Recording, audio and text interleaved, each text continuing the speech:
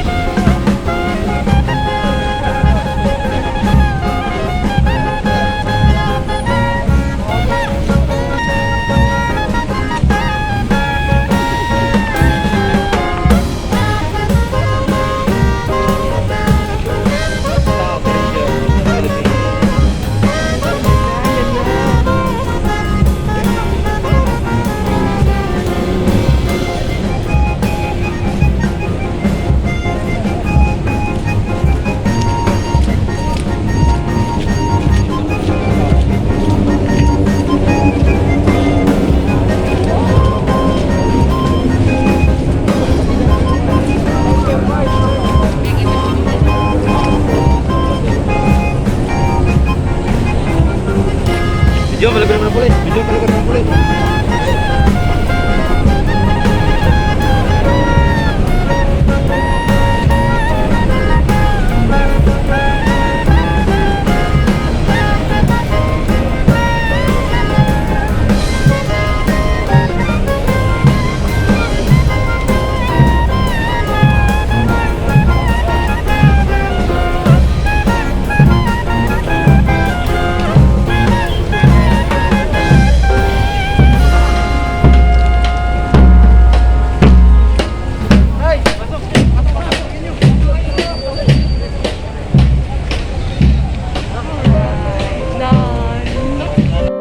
Tatawid pa pala kami doon sa kanila.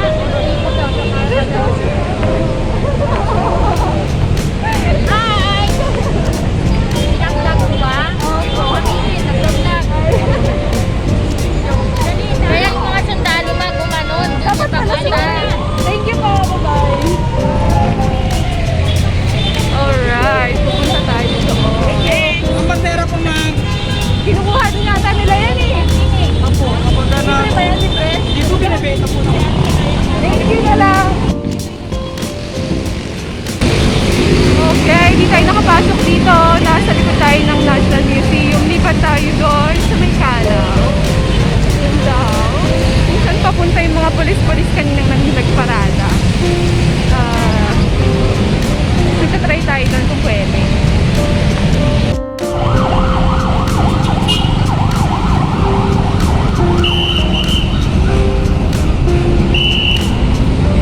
Alright, nasa kalaw na nga po tayo at ang oras ay magta 12 o'clock na. Nagbabaka sakali tayo na baka naman makapasok tayo sa loob para masaksihan natin ang inauguration ni Ferdinand Marcos Jr. Nakakahingal, no? Kasi mainit. Buti na lang hindi nag-uulan-ulan yung panahon. National Museum of Natural History. Dami pa ring tao. Yan. Baka sakaling makapasok pa. 12 o'clock pa lang naman eh. Nasa Calao Avenue and Maria Orosa Street na tayo dito sa Manila. Ay, wala pa rin tayong makita, no? Nasa labas pa rin tayo kasi nga alas 12 na nga. Maaga naman ako gumising eh. Hindi ko alam bakit. At di ako umalis na maaga sa bahay, no? Para nakapunta sana ako dito. Yan, napakaluwag ng daan. Napakaluwag nga po ng daan. Walang masyadong bumabiyahe.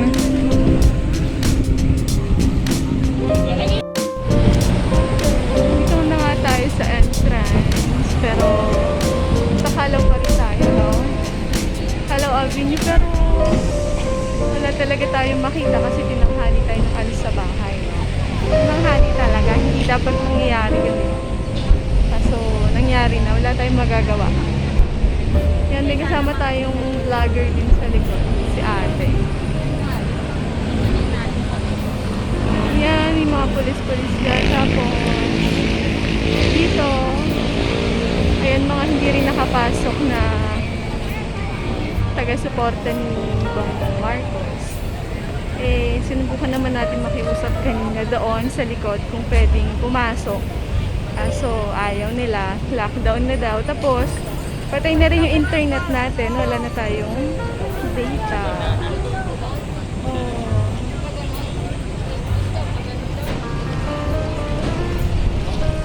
May chance makita doon. Kahit malayo. Kahit malayo. Ano ba yun? Doon ang pinapapunta ang mga... Thank you. Alright, doon daw tayo sa kabila.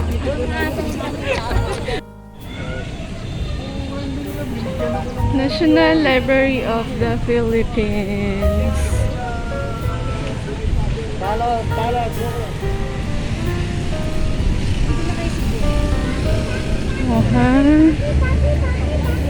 Wala, kumangit niya. Luwag ng daan, no? Wala talagang dumadaan masyado.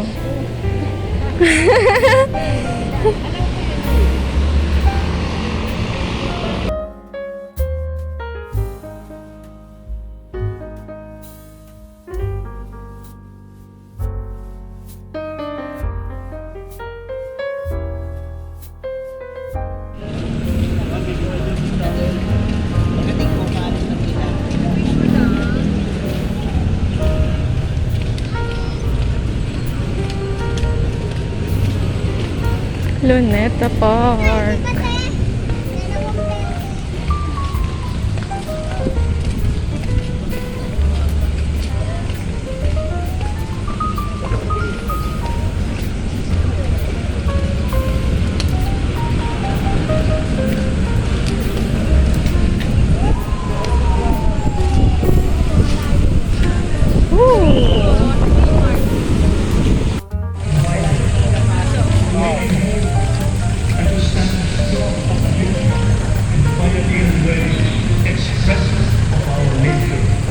Padre Burgos Street, Katimba.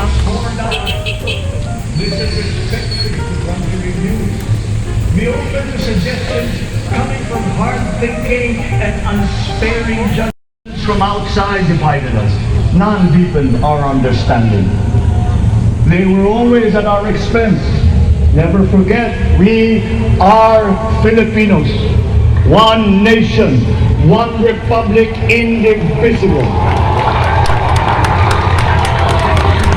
We resisted and never failed to defeat foreign attempts to break up our country in my father's watch. His strongest critics have conceded that. So let us all be part of the solution that we choose. In that lies the power to get it done. Always be open to differing views, but ever united in our chosen goal. Never hesitate are made. Our future we decide today. Yesterday cannot make that decision anymore. nor can tomorrow delay it. The sooner we start, the surer and quicker the prospect of achieving our future. These are troubling times. What's happening to others can happen to us, but it will not. We see what's happening. We are witness to how it is being stopped, and we have seen the glory that crowns struggle against all odds. Giving up is not an option. We've been through times of bitter division, but united, we came through to this when it shall begin again, but better. The campaigns I've run have taken me here where I stand today. I listened to you, and this is what I have heard. We all want peace in our land. You and your children want a good chance at a better life in a safer, more prosperous country. All that is within reach of a hard-working, warm, and giving race. Your dreams are mine. Pangarap nyo ay pangarap ko. How can we make them come true? How can we do it together? But I will take it as far as anyone with the same faith and commitment can, as if it depended entirely on himself. Sa pangarap na maging mapayapa ang ating bansa, ang pangarap nyo ay pangarap ko. Sa pangarap na maging maunlad ang ating bansa, ang pangarap nyo ay pangarap ko. At sa pangarap na maging mas masinang ang kinabukasan natin at ng ating mga anak, ang pangarap nyo ay pangarap ko. We are presently drawing up a comprehensive, all-inclusive plan for economic transformation. We will build back better by doing things in the light of the experiences that we have had, both good and bad. It doesn't matter. No looking back in anger or nostalgia. In the road ahead, the immediate months will be rough, but I will walk that road with you. The pandemic ravaged bigger economies than ours. The virus is not the only thing to blame. What had been well built was torn down. We will build it back better. The role of agriculture cries for the urgent attention that its neglect and misdirection now demands. Food self-sufficiency has been the key promise of every administration. None but one delivered. There were inherent defects in the old ways and in recent ways too. The trade policy of competitive advantage made the case that when it comes to food sufficiency, a country should not produce but import what other countries make more of and sell cheapest.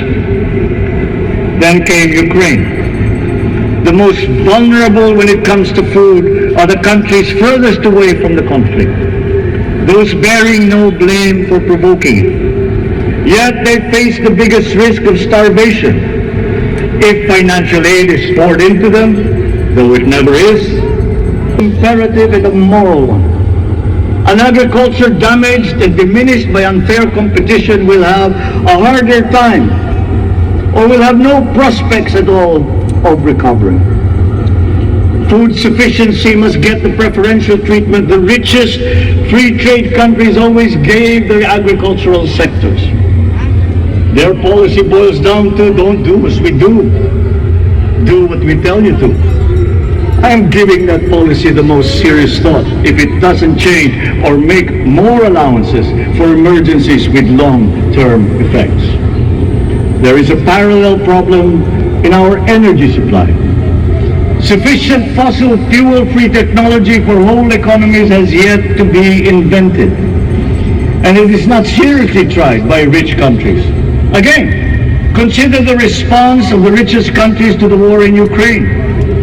But surely, a free world awash with oil can assure supplies, or we will find a way. We are not far from oil and gas reserves that have already been developed. What we teach in our schools, the materials used must be rethought. I am not talking about history. I'm talking about the basics, the sciences, sharpening theoretical aptitude and imparting vocational skills, such as in the German example, alongside the national language with equal emphasis and facility in a global language, which we had and lost. Let us give OFWs all the advantages we can for them to survive and to thrive. Our teachers from elementary up are heroes fighting ignorance with poor paper weapons. We are condemning the future of our race to menial occupations abroad. Then they are exploited by traffickers. Once we had an education system that prepared coming generations for more and better jobs. There is hope for a comeback. Vice President and soon-to-be Secretary of Education, Sara Duterte Carpio, will fit that mission to a T. We won't be caught unprepared, under-equipped, and understaffed to fight the next pandemic. To start with, we never got over the pandemic of poor, if any, free public health. The last major upgrade of a public health system, exemplified by the resources poured into PGH, predates the current shambles by 3 generations. Our nurses are the best in the world. They acquitted themselves with the highest distinction abroad, having suffered even the highest casualties. With the same exemplary dedication at home, they just got by. They are out there because we cannot pay them for the same risk and workload that we have back here. There will be changes starting tomorrow. I am confident because I have an OPLE in my cabinet. There were shortcomings in the COVID response. We will fix them. Out in the open. No more secrets in public health. Remember, I speak from experience. I was among the first to get COVID. It was not a walk in the park. My father built more and better roads, produced more rice than all administrations before his. President Rodrigo Roa Duterte built more and better than all the administrations succeeding my father's. Much has been built, and so well, that the economic dogma of dispersing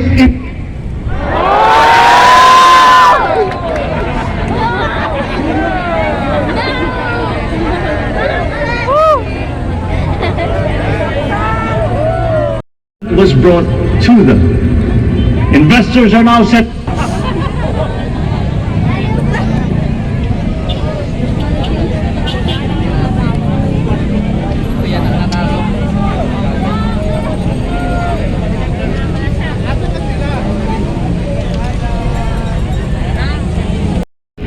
And yet,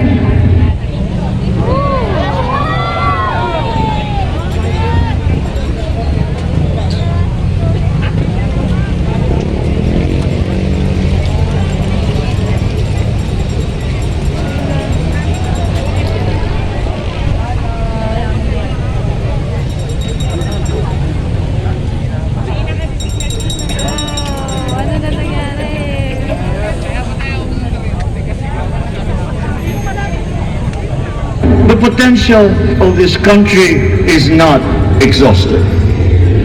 Following these, interested in taking credit, I want to build on success that's already happening. We will be presenting the public with a comprehensive infrastructure plan. 6 years could be just about enough time. No part of our country will be neglected. Progress will be made wherever there are Filipinos, so no investment is wasted. The recovery of Philippine tourism with its emphasis on accessing nature's beauty, I am sure will exceed expectations. And bigger is not always better, but there's something to be said for economies of scale. And yet the country invites investments in fast-rising industries with quick returns and inflicts irreparable damage for future generations. We have yet to see large-scale practical solutions to pollution, though some are beginning to emerge. But there are tried and proven new ways of mitigation. Blades have been turning over the sand dunes of Ilocos Norte, harnessing a power all around but unseen long before this day. I built them.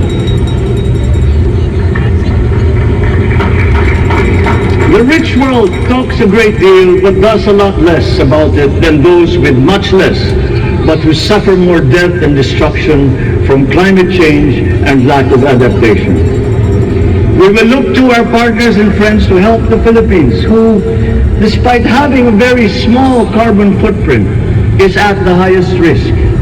First, spare victims, then help them recover, and move on to lessen the harmful impact of climate change. We too have our part to play. We are the third biggest plastics polluter in the world, but we won't shirk from that responsibility. We will clean up. You will not be disappointed, so do not be afraid. With every difficult decision that I must make, I will keep foremost in my heart and in my mind the debt of gratitude I owe you for the honor and responsibility that you have conferred on me. Whatever is in a person to make changes for the better of others, I lay before you now in my commitment. I will try to spare you. You have your other responsibilities to carry. But I will not spare myself from shedding the last bead of sweat or giving the last ounce of courage and sacrifice. And if you ask me why I am so confident of the future, I will answer you simply that I have 110 million reasons to start with. Such is my faith in the Filipinos.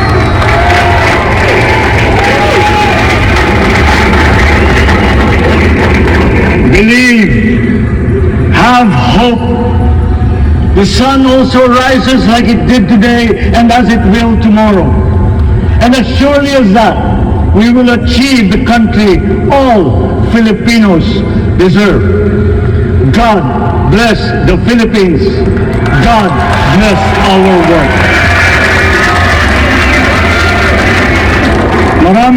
Maraming salamat po sa inyong lahat. Mabuhay ang Pilipinas. Magandang tanghali po.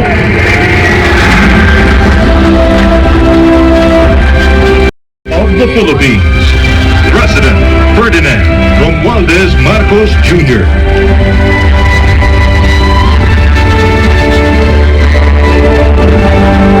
We will now have a photo opportunity with President Ferdinand Marcos Jr.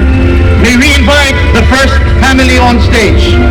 First Lady Liza Araneta Marcos, Ferdinand Alexander Sandro Marcos, Joseph Simon Marcos, and William Vincent Marcos.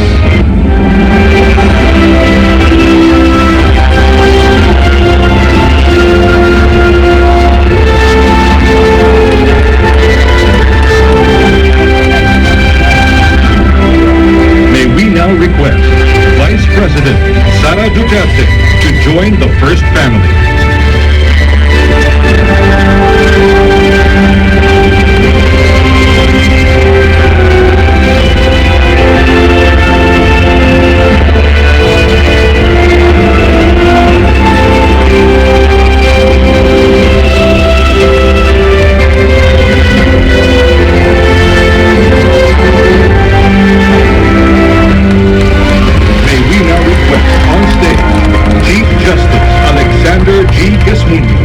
And Senate President Vicente Soto III to join the first family.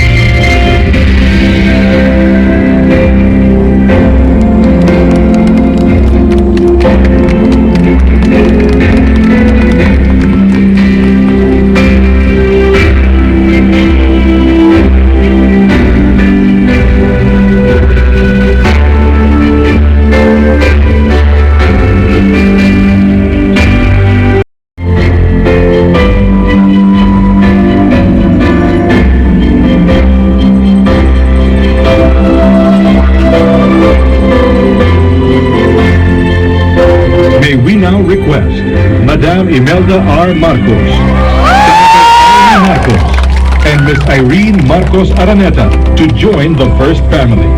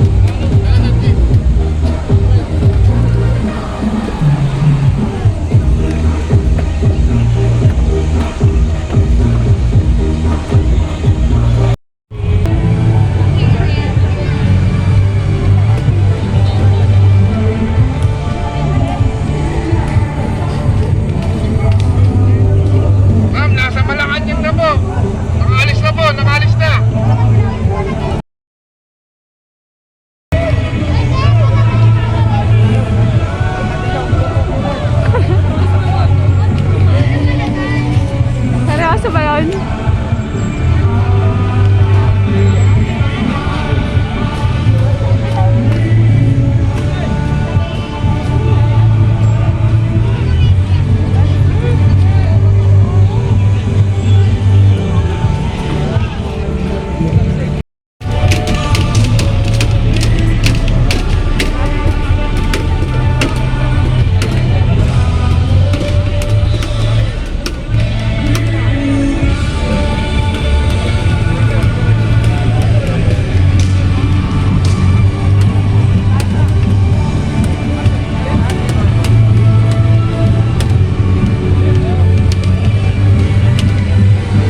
Wala na ho.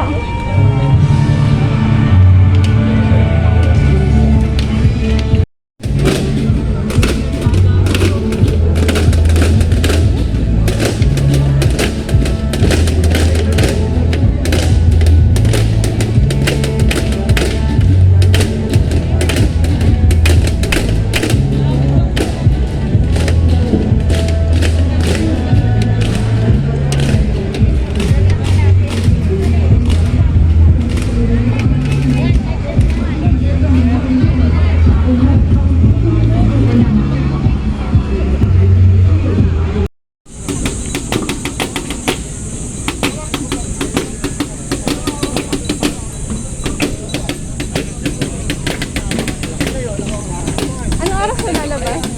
Ano oras ko lalabas? Ano dyan pa?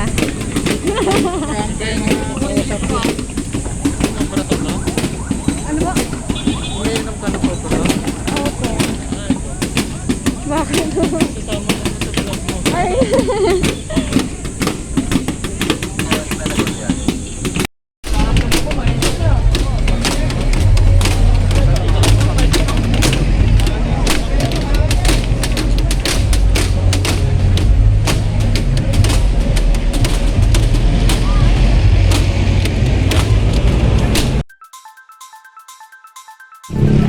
Uwi na tayo. Hindi natin nakita yung paglabas ni President Bongbong Marcos. Siguro dun sa kabilang way siya dumaan, no? Pero okay lang kahit naghintay tayo ng matagal. Kahit di tayo nakapasok sa loob. At least nakita natin yung yung monitor niya dito sa labas. Kahit ganon, okay lang naman. Kala mo nanood lang tayo sa TV, no? Sa bahay. Pero okay lang, at least nakapunta tayo sa area. Tapos, nakita natin yung mga reaksyon ng tao sa paligid habang nagsalita si President. Ayan. Uwi na tayo. Uwi na tayo. Hindi ko alam yung sakaya na naman. Pero makikisabay ako kay ating. Dun. Nagmandalulong siya at makikisabay lang ako. Dito tayo sa... Nasaan tayo? Nasa Luneta, nasa Rizal Park. Ayun si Rizal, andun. Andun si Rizal at may katabi siyang building doon sa likod. Dilim ko, no? Tapos... Nasaan? May flag doon. Hindi ko alam kung nakita, pero may flag doon. Ayun. Ayun sa taas. Tapos, bawal pumasok dito kasi may harang. Yan, may harang dito. Yung mga yun, di ko alam saan dumaan. Baka doon sa tamang daan. Eh, ayoko naman dumaan dito kasi nasisita tayo ng gwardiya, no? Kasi may nasita nga kanina. Ayun. Pagkatapos manood ng inauguration ni President Bongbong Marcos, ay papasyal muna sila dyan. Titignan ko kung makapasok ako dyan. Yan. Ang ganda ko, no?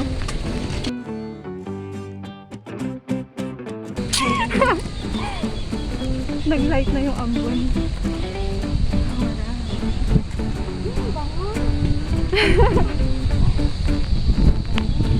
Ambon, no? Medyo maambon, walang tao, nababasahan yung cellphone natin. Naubos bigla yung mga tao. Sana umulan ng malakas. At makauwi muna tayo ng Maganda, syempre. Nang walang ulan. Yan si ate. Makikisabay lang ako. Luneta. Ganda, di ba? Ang linis. Ang init. Rizal Park Auditorium. Ching! Hintayin ko lang si ate. Ayun, sa likod. Dapat kasama tayo sa video kasi minsan lang tayo mapunta dito. Tayo ay taga Quezon City, kaya syempre hindi natural sa ating lugar dito. Hindi tayo laging makakapunta dito. Pwede naman siguro ako magtanggal ng mask, no? Kasi wala namang tao sa paligid ko. Pero kapag matao sa paligid nyo, huwag kayong magtatanggal ng mask. Lalo na kapag may mga nahuhuli, baka matiketan kayo, diba? 300 din yun. Sayang.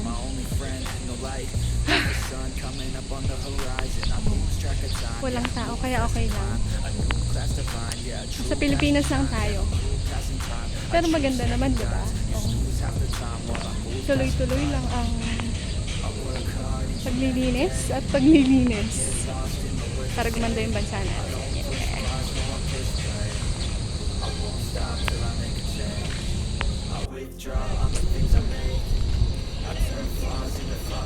Tayo ay nasa Rizal Park pa din. Minsan lang kasi tayo dito kaya pwede naman.